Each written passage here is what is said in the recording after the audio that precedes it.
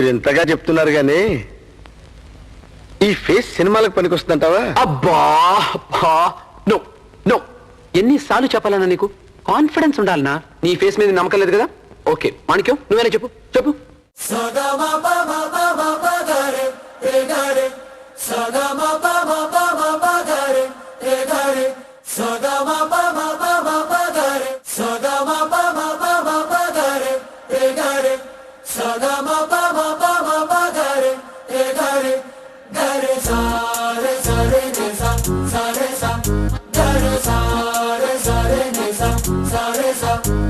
జాబిల్లి నువ్వే చెప్పమ్మా, నువ్వే చెప్పమ్మా, ఈ పిల్లే వినడం లేదమ్మా.